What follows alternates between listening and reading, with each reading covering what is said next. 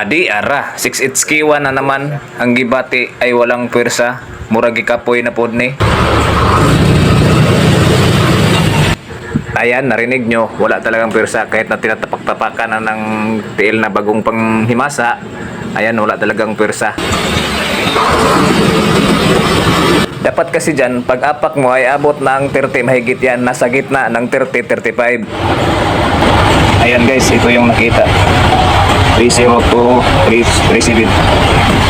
Ang ibig sabihin nito, ayan, intake boost pressure sensor, circuit low. Ibig sabihin, grounded or walang output na 5 volts galing sa ECU papuntang turbo boost sensor. Turbocharger boost, circuit low. Maybe due to short in the wiring. Okay, titingnan namin to guys. Titingnan, oy. Dapat kasi dyan, nasa on position yung susi at nasa DC yung multimeter. Connect 1 and 3. Dapat may 5 volts dyan galing sa ECU papuntang turbo boost sensor. Walang naka-indicate na 5 volts. Ibig sabihin, ang problema ay nasa wiring sa turbo boost sensor. Hanapin natin dito sa wiring or sa pagpunta pa tayo sa computer box or ECU. Gisugdan na namin panitan yung wiring. Titingnan namin yung wire papunta dito sa connection niya, kung saan ba dito ang nag-loose. Titingnan namin kung makakaya pa ba to. Operahan lang muna namin to. Kaya oy, operahan oy.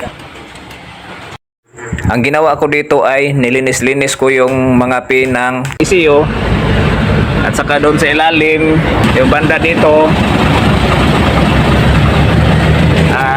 Hinugtan-hugtan ko lang yung mga sakit. Ito, binungkag namin yung mga wiring kasi hindi mag-indicate dito ng 5 volts. Ngayon, mayroon na dito. Siyempre, ganun pa rin. Hinuhugtan-hugtan at inisprehan ng contact cleaner. Diyan sa tinuro ng elektrisyan. Nabungkag na talaga doon sa harap. Barit natin dito. I-tape lang namin. Okay na. Pagkatapos ng nalinis ang mga pin ng ECU at nahugtan na yung mga sakit papuntang turbo boost sensor, nasa on position na yung susi. Ayun, dapat may 5 volts na dyan. Ayan, may 5 volts na, okay na. 5 volts na. Ito yung mekaniko na si Michael, mechanic. Pagkatapos ng marisolba yung problema, paandar na tayo at magkalaman. RPM niya. Yan, okay na.